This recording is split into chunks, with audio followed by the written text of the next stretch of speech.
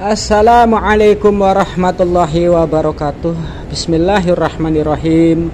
Pemirsa yang kami muliakan, diterangkan dalam kitab Ahkamul Marzan bi Ahkamil Zan karya Muhammad bin Abdullah Badruddin As-Salibi, mazhab Hanafi, kelahiran Damaskus, Suriah, yang disyarahkan oleh Imam Suyuti, menerangkan nama kakek moyang bangsa jin dan iblis adalah Sumiyah. Konon 2000 tahun sebelum Nabi Adam diciptakan, Allah Azza wa Jalla terlebih dahulu menciptakan jin Sumiyah.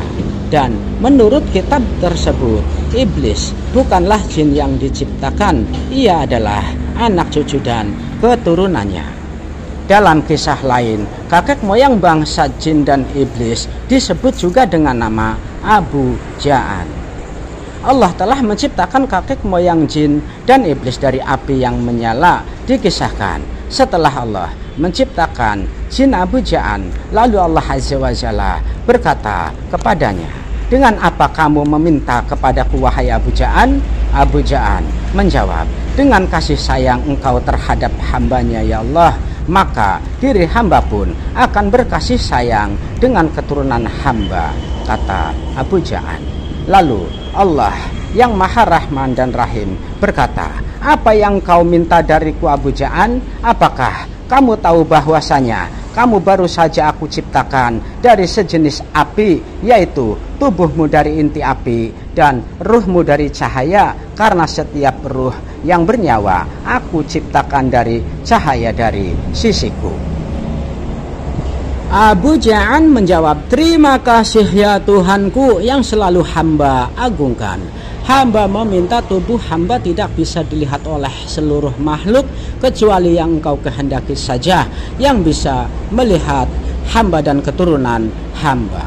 Lalu Allah Azza wa Jalla berkata, "Akan aku kabulkan permintaanmu. Selain itu, apalagi wahai Abu Ja'an?" Lalu Abu Ja'an berkata, "Apakah hamba akan hidup di surga yang hamba tempati saat ini wahai Tuhanku?" Kemudian Allah Azza wa Jalla berkata, "Kamu bisa menempati surga ini, begitu juga untuk dirimu saja bisa terbang sesuka hatimu dan tinggal sesukamu sampai aku perintahkan dirimu turun ke bumi. Dan ketika itu keturunanmu tidak sanggup mendatangi tempat surga pengangkatan makhluk, hanya dirimu saat ini yang kuat.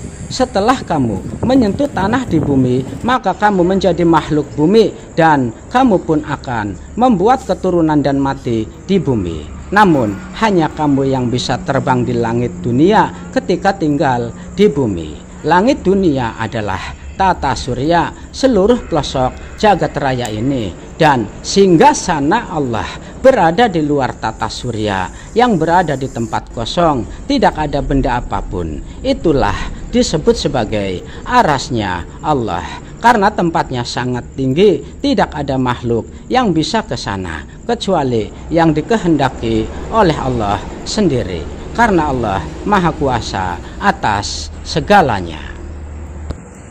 Abu Ja'an membuat permohonan lagi, "Bolehkah hamba meminta sesuatu ya Tuhanku?" Lalu Allah Azza wa Jalla berkata, "Apa itu permintaanmu wahai Abu Ja'an?"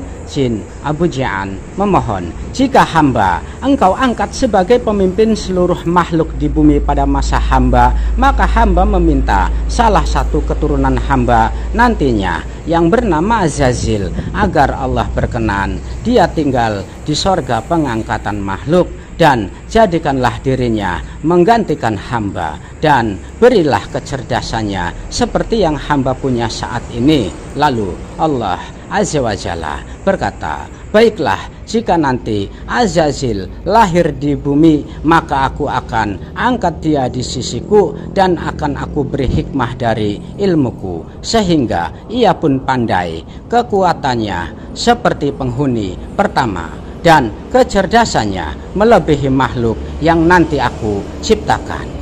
Setelah itu, kemudian jin Abu Ja'an diturunkan ke bumi bersama kekasihnya hingga mempunyai banyak keturunan di bumi, dan rata-rata mereka beribadah kepada Allah Subhanahu wa Ta'ala. Mereka bekerja, makan, dan minum, namun mereka dan keturunannya tidak bisa dilihat oleh seluruh makhluk. Dan konon dikisahkan bangsa jin kala itu dari generasi pertama dan kedua bisa mati atau meninggal dunia.